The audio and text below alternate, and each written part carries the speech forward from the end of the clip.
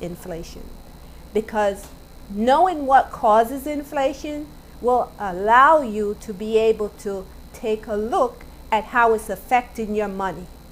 Your money is being affected in building this house, so let's make sure that we look at every factor, because we want to make sure this house is solid. So don't worry, we'll take a step back, but we'll get back to building. What causes inflation? There are various factors that can drive prices or inflation in an economy.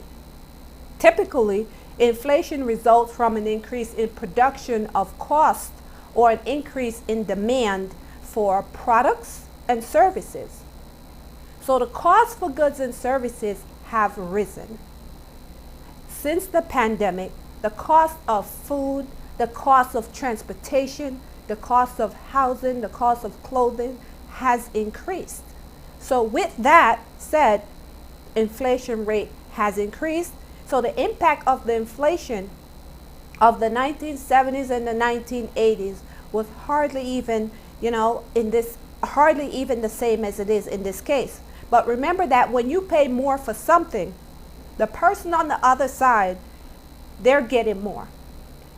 So there's a profit that's being gained from you paying more. Can you get away from that? No, because we need food, correct? We need clothing, and we need housing. Those are the necessities of life. So if your income is impacted due to the inflation since the pandemic, we must talk about other ways for you to earn income. Increase your earning potential so that you can hedge against inflation. And there are multiple ways to hedge against inflation, and we will continue to talk about that throughout the building process. There are three main causes of inflation that we must know and understand. Demand pulls inflation. So the higher the demand, right? The supply is not enough, inflation goes up. So there's a push inflation, there's a pull inflation, and there's a built-in inflation. Demand pull inflation refers to situations where there is not enough products or services being produced to keep up with the demand. So there's not enough goods. There's not enough. So it's not keeping up with the demands, which cause the prices to increase. So if you look at the cost of bread, $3 average cost, the cost of milk, $4 on an average cost, it has increased because of the demand. The demand for it, there's not enough supply. So you have to pay more in order to receive it. And on the other end, when you think about it, the businesses, the companies, the manufacturers, they have also an increase in cost to be able to provide these goods and services. So that causes inflation to rise. So the cost pull, that's part of the cost pull, because it's forcing these businesses to raise their prices because they have to pay more in order to produce these products and services for you. So lastly, built-in inflation. The built-in inflation sometimes referred as to the wage prices spiral, which occurs when there's a demand for higher wages to keep the rising living costs going. So if workers are asking for more money and the pay is increasing, the employers then have to put out more money. So that's where you have that built-in inflation. And most of you know, some jobs, they give you that 2% increase once a year. So if their price is increasing, yours is increasing, that's how you have this increase in goods and services, because there's a loophole in the wages. There's a loophole, so that means the prices are going to continue to increase. So again, if that paycheck is not enough to take care of your needs, your daily needs, if it's not enough to keep your household in order, to make sure that you're able to put away money for your retirement, to make sure you're able to save for your children's education, to make sure that you're able to take a vacation, I know that most people are taking a vacation because they've been locked in for so long because of the pandemic. Now people are taking more vacations. So guess what happened? The prices of airfare has increased. So now you will pay more because the gas prices has also increased. If you're driving to your destination or you're just driving to work, you now have to pay more for gas. So what do we do in these cases? We have to take a step back, look at what's coming in versus what's going out. That is what the budget is. So it's not a dirty word when you talk about budgeting. It's not really a hidden agenda. It's something that is a must. Whether you're using a worksheet or you're just using a pen and paper to write down your income and outgoing, the cost of lumber, steel has increased over the past year. So think about it. If you're building a traditional house, the cost of lumber and steel has increased. You really have to step back and look at your budget. This is where inspection comes in, inspection of the money, because can you finish building this house? I'm here to provide you with solutions.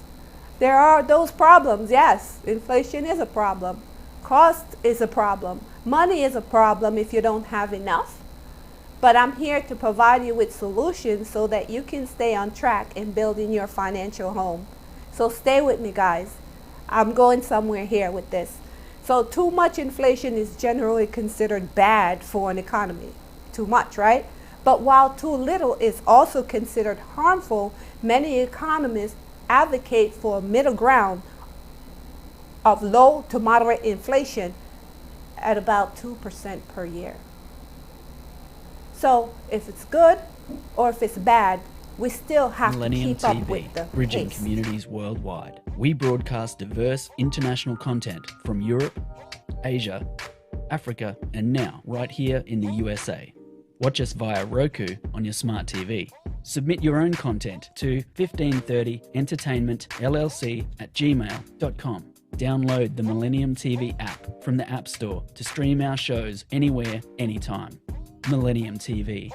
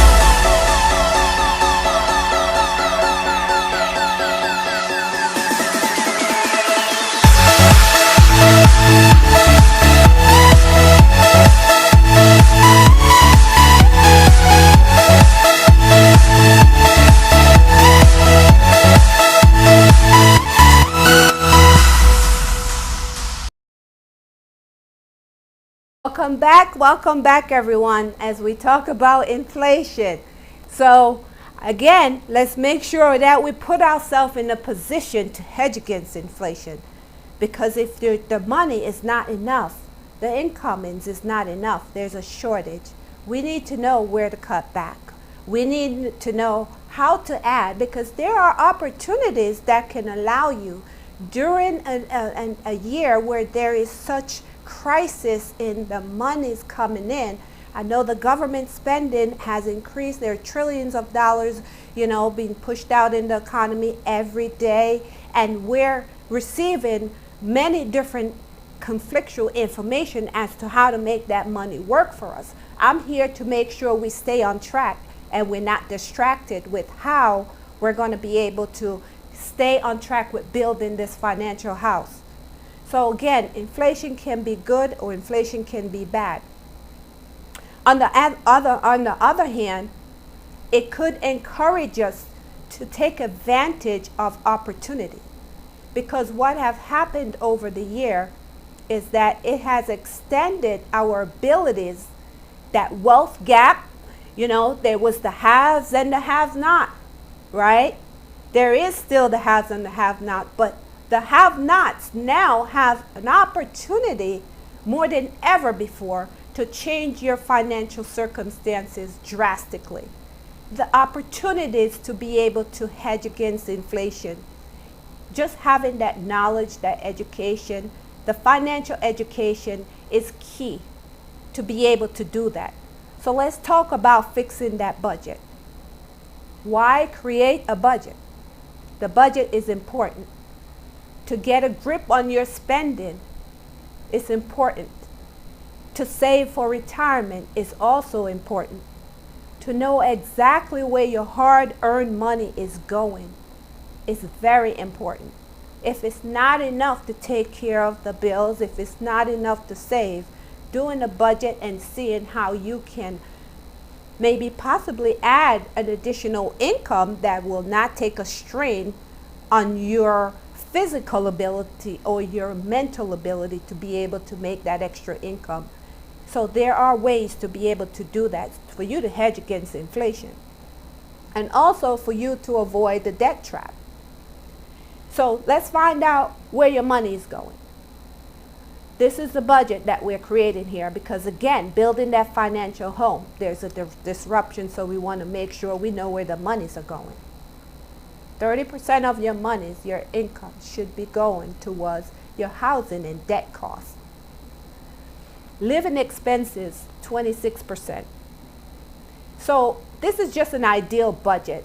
It's my ideal budget for you. You don't have to follow it, but I'm giving you an ideal budget that can help to keep you on track to hedge against inflation. 25% of your monies go into taxes. Don't we have to all pay taxes, right? Can't live without paying taxes. It's important.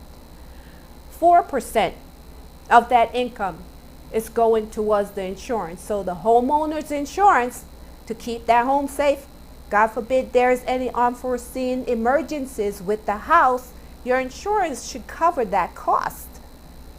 How about having the foundation protected of the house, that life insurance, that term life insurance, the income protection, to make sure if you lose an income, that life insurance, that term life insurance will replace that income. It's income replacement. So 4% of your income should be going towards insurance. If you have you have a car, right? You need auto insurance.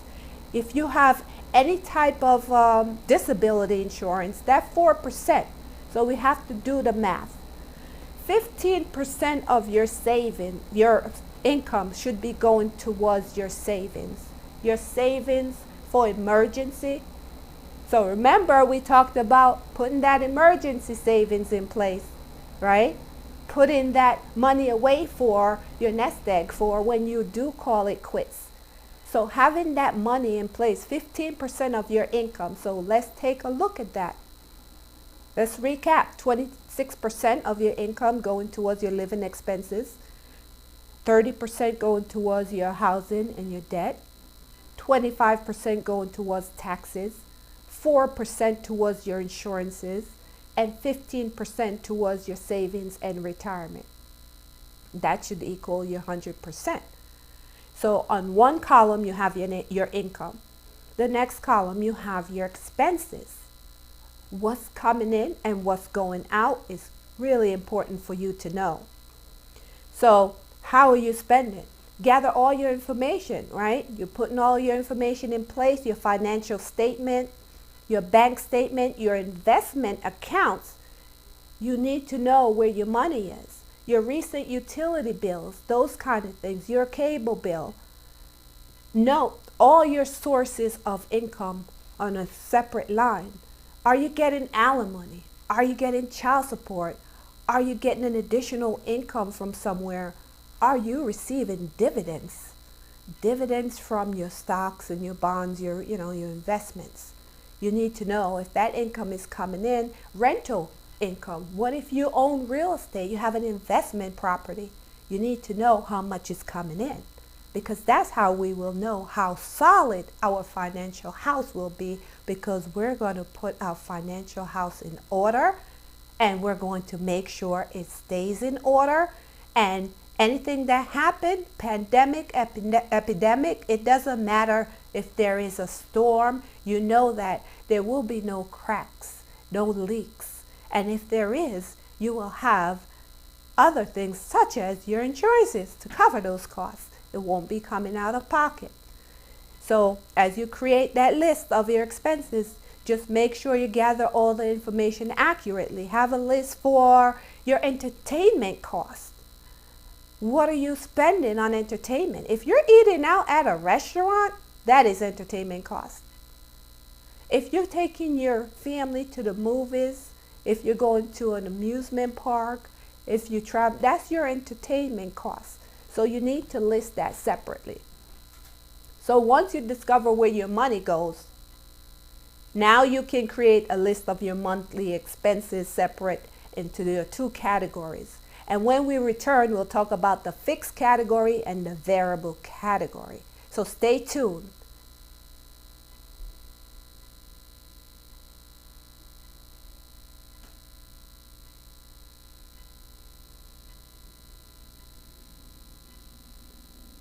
Millennium TV, bridging communities worldwide. We broadcast diverse international content from Europe, Asia, Africa, and now right here in the USA. Watch us via Roku on your smart TV. Submit your own content to 1530entertainmentllc@gmail.com. Download the Millennium TV app from the App Store to stream our shows anywhere, anytime. Millennium TV.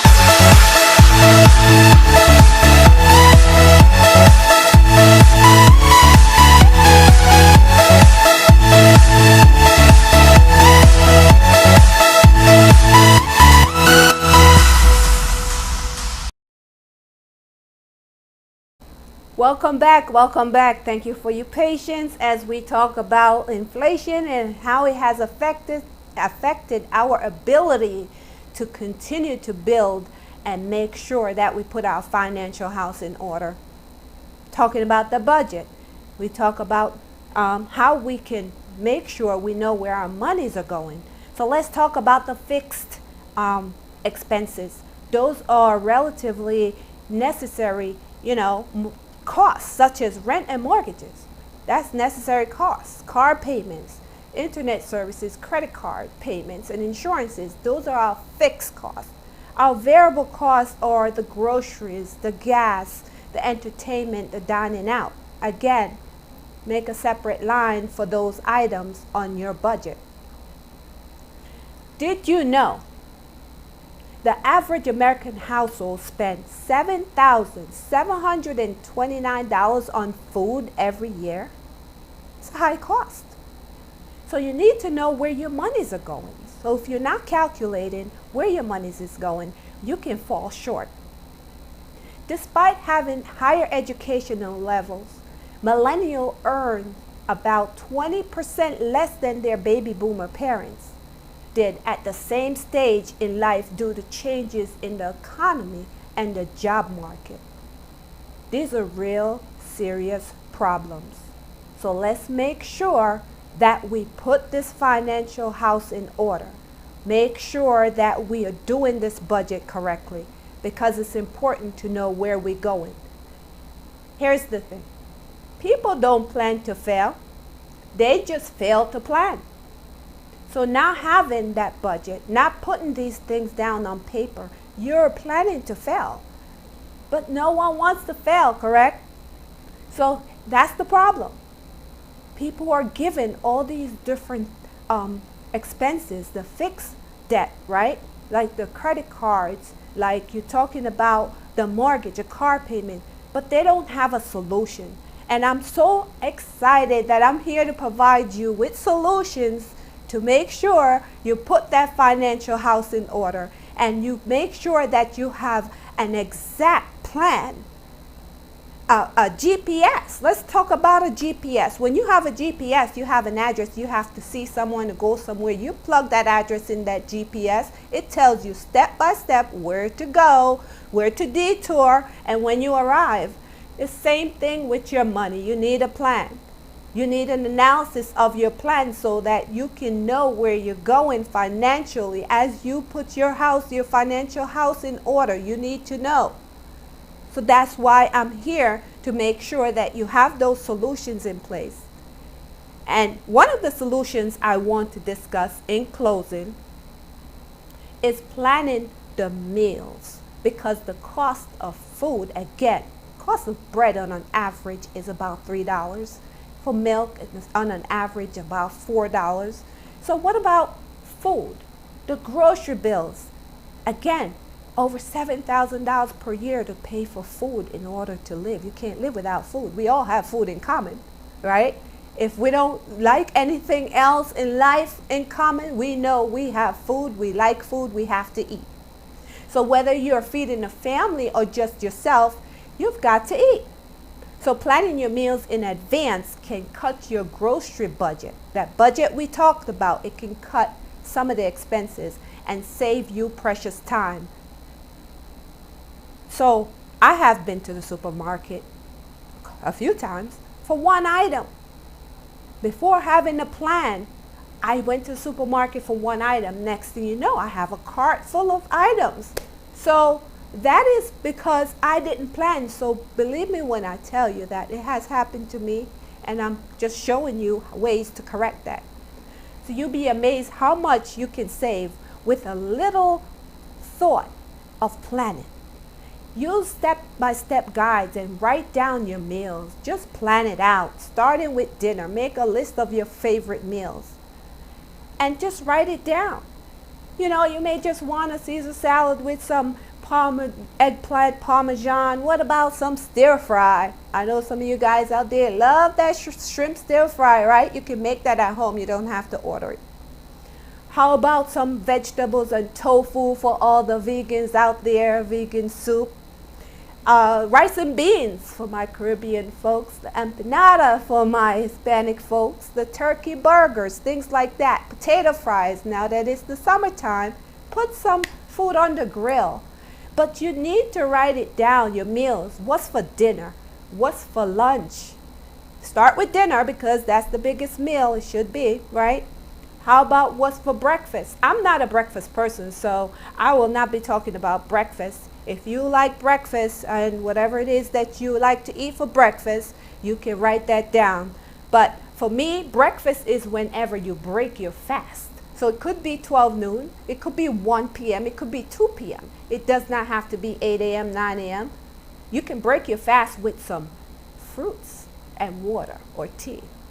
You don't have to break your fast with a huge meal because it slows you down as you go. And we talk about staying financially fit, and we also talking about staying mentally fit and physically fit.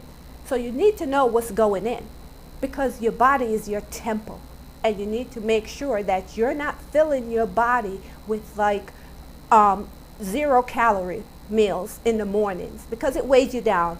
You have that lag time throughout the day. So make sure you plan it. Make a calendar. Consider making a schedule for your family. You know, if you're planning for 3 meals or 2 meals, make sure you have your meal preparation in place. Prep in advance. When you do these things, I promise you, when you go to the supermarket, you have a list of your recipes. When you have a list of your recipes, Let's say you're making rice and beans. You know what you need to make that rice and beans. So you're not going to go from aisle to aisle looking at things that you don't need and then spending more money that you don't need to spend. And 2 years later, you still see that can of whatever it is that you purchased, beans or something else sitting on the shelf that you never used. So plan, make sure you're thinking about what you need. Plan it out. If you're making homemade pizza, because you don't have to order pizza, you can make pizza at home. Just look at the recipe, Google it, YouTube it, and then make your meals at home. It's so much healthier because that's going to free up monies for you to be able to keep that house financially sound, to be able to continue to build that financial house. You can free up money to save. You have the list of your ingredients, so you're not wandering around the store trying to figure out what else you're going to purchase. So you plan in advance for your meals, plan in advance for your recipes, what you're going to make. And then you can consider downloading a meal planning app on your phone. Something that's free. You don't have to pay for it. So it helps you to kind of plan how you're going to eat on a daily basis or for the entire week as you meal prep, putting things in place. You will free up money. You will save time. Time is money. So if you free up time to be able to now take on an additional opportunity to make extra income, it's going to help you. So just know that as you free up that time and you find another opportunity to help you to make that extra income, it's going to help you to hedge against inflation. Because if inflation, let's say inflation on an annual basis is 3%, and you're hedging against inflation, so all your assets and all your income is, you still have, let's say, that 15% that you're saving. You're still ahead of that 3%. If your savings is not bringing you back 3% or more, then you're not hedging against inflation. If you are behind the 3%, then you are behind getting to your financial goals.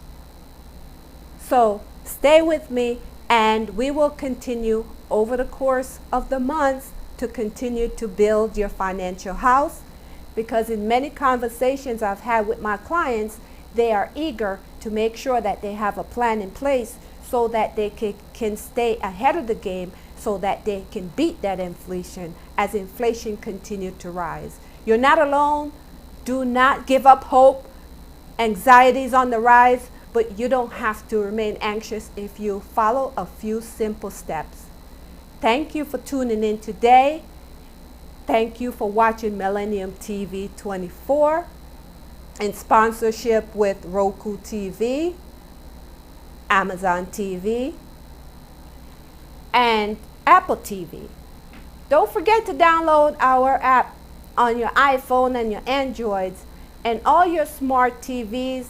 Tune in next Sunday, and don't forget to check us out on YouTube. This is Money Talks with your financial coach, Cynthia Abbott. Have a beautiful day. I'll see you next week.